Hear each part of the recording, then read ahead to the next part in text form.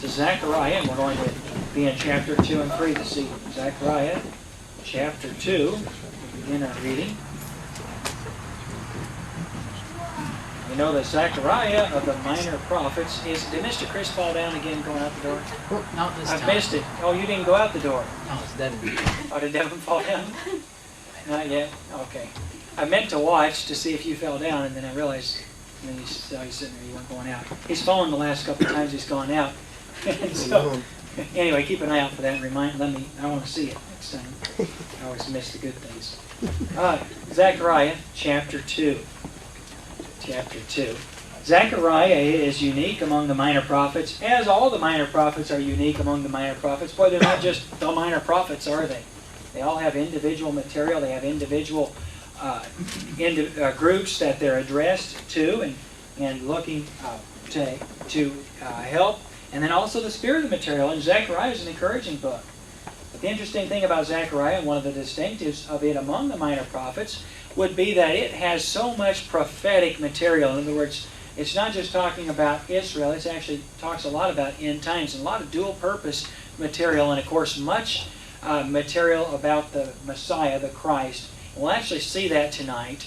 Matter of fact, Zechariah chapter 3, where we'll spend a good bit of our time this evening, is actually, the material in it is dealing with the hope of the coming of Jesus Christ for Israel. And we're going to see that very clearly, very plainly. The gospel plan is in Zechariah chapter 3, and how to be saved and the need for salvation. And so I want to look at a couple of things just so we don't skip over the material in chapter 2. I'll tell you what we'll do. We'll read verses 1 through 5 of chapter 2, and then we'll just jump over to, I don't know how to do that. We'll read verses 1 through 5 of chapter 2, and that'll kind of get us into our material. Last week we had read how that there was judgment coming on the Gentiles for her part with God's people, the nation of Israel. And the accusation against the Gentile nations was that I allowed you to be used as judgment to my nations, but you took more than you were allowed. In other words, when God's people do wickedly, sometimes God uses others as judgment upon His people. But the problem with the Gentile nations was, first of all, they judged Israel without God.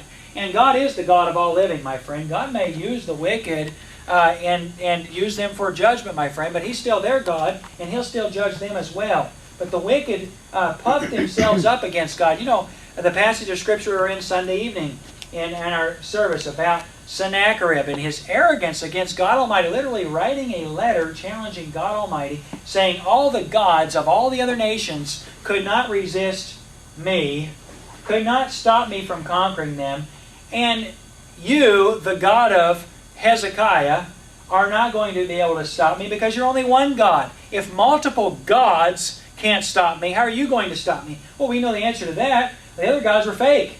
And friend, it's really easy to beat up fake people, isn't it? It's very difficult to deal with a real person. Well, you can set yourself up a dummy, and you could knock him down all day long, but you set yourself up a He-Man, it's going to be a lot tougher. And my friend, you can make yourself a fake God that you yourself made, and you can worship it if you like to, or you can disdain it if you like to, and disrespect it if you like to, and it can't do a thing in the world about it. It's just fake. You can take yourself a coconut and you can worship it. You can take that same coconut and you can eat it too. And it's not God. It doesn't have any kind of a power to it. But I want to say something to you. God Almighty is God, and you didn't make Him God, and He was God before you were, and He'll be God long after you and I live on this earth or in this world. And friend, I have to say to you that is what many of the heathen nations, they began to disdain God because He allowed them to be used to reprove or rebuke His nation, the people of Israel. And one of the major rebukes against those heathen nations, the Gentile nations, was, I didn't give you permission to go that far. In other words, they went further and they took more than they were allowed by God Almighty. Well, let's read chapter 2, verses 1 through 5, and then we'll pray and we'll get right into our text this evening. I lifted up mine eyes again and looked. This is, of course, Zechariah, and he's having a vision or a dream. And he says, and behold, a man with a measuring line in his hand. Of course, this is an angelic being, an angel. In verse 2 it says, Then said I, Whither goest thou? And he said unto me, To measure Jerusalem, to see what is the breadth thereof, and what is the length thereof. And behold, that angel, the angel that talked with me, went forth, and another angel went out to meet him, and said unto him, Run, speak to this young man, saying, Jerusalem shall be inhabited as towns without walls, for the multitude of men and cattle therein. For For I, saith the Lord, will be unto her a wall of fire round about, and will be her the glory in the midst of her. Let's pray. Lord, help us tonight as we look at this passage of Scripture. God, help us to clearly distinguish between your people, the nation of Israel, and God, help us to distinguish between that material in this book, which would be referring to the individuals in the future who would have called on your precious Son, Jesus Christ, and more specifically, the church. And Lord, I just ask as we go to look at this material that as the salvation which is given to us by your precious Son is clearly in this, I ask that would be the thing that would come to preeminence tonight. Lord, I ask that your Son, Jesus Christ, would rise to preeminence in the message tonight, and that He would be the individual that we would be able to focus our attention upon. And Father, may the gospel come forth clearly from this passage tonight as it's written, we pray, and ask for the help of your Spirit. Lord, we do ask also for the privilege of the conviction of your Holy Spirit tonight. Lord, we recognize that it is our privilege to have you to speak to us, even when you are showing us that we're wrong. And so we would request that even tonight. And we pray it in Christ's precious name. Amen. Over in Zechariah chapter 2, and we've found that Zechariah has lifted up his eyes again. He sees another man. And here we see as a man, but in verse 2 we see that it was an angel. And it says, in verse 3, behold, the angel that talked with me went forth. So here this man looks up and he says, where are you going? And he said, I am going to measure Jerusalem to see what's the breadth thereof and what's the length thereof. So the width and the length of Jerusalem. Okay, well, of course, Zechariah in his vision wouldn't have an understanding of what would this mean. And this is a good thing. The Bible tells us what it means.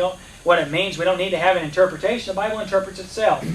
And so we see in verse 4, in verse 3, another angel, and so we know another means another of the same kind. So this will be an angelic being, a messenger from God. The interesting thing about the second angel is that he would have the authority to command the first angel. And so he would be a higher angel, if you will. The Bible doesn't say it was Christ, but it would be someone that had the authority coming from God. And so the first angel is on a mission, and his job, what he's going to do is he's going to go to Jerusalem. He's going to measure the width of it and the length of it. And so here we are in verse 4 of Zechariah 2. The Scripture says, and said unto him, the other angel says, run, speak to this young man. Now the young man, of course, will be Zechariah. It's saying, and here's the prophecy, or here's the meaning. I've measured the city of Jerusalem. I know how wide it is. I know how long it is. And so there are clearly defined measurements of this city, whose walls, incidentally, have been rebuilt. And so this is a whole city, but whose walls have not been re-inhabited thoroughly. Jerusalem at this time, though the walls would be rebuilt, the temple would not be rebuilt, and not fully rebuilt, and as well as the city would not be re-inhabited fully. And so it's an empty city. It's a good city, but it's an empty one. And so he goes to measure it. The angel goes to measure it, and he comes to the young man and says, go to, and he's speaking of Zechariah, run, speak to this young man, saying, Jerusalem shall be inhabited as towns without walls, for the multitude of men and cattle therein. Well, there's two allusions here to the town without walls, two things that the Scripture is referring to. The first of which the Scripture is referring to is the fact that walls are for protection, and this is a city that will not have need of walls for protection. Will not need stone and brick and mortar walls for protection, because that city will have another source of protection, or a lack of need for protection. And the second allusion to the city being without walls, which would be the foremost sense of what the Scripture is speaking about here, would be the population of the city would be so great that it would literally overrun the walls. And so there literally would be such a great population that the city would be overpopulated. In other words, there wouldn't be enough room within the walls for the city to be within. And of course, you may have seen this, I don't know. Mrs. Ducharme, you were in, what's this city? It's Houston? Yeah, Houston? San Antonio, I always forget it. That's where the Alamo is, right? Well, what's the Alamo look like if you were to go see it today? Is it out in the middle of nowhere? No, it's in the middle of the city. It's in the middle of the city. It's a really unique place. Have you been there? Have you seen it? It's kind of funny, isn't it? Because you got this fort, sort of speaking of its mission, it's got these walls, and then it's right in the middle of the city. And so you'd think it'd be out in the field or somewhere respectable place to defend, but it's literally in the city. And if you were to imagine the city of San Antonio going to the Alamo today for fortification, of course, the idea would be that the city is so much overrun that the Alamo would be just in the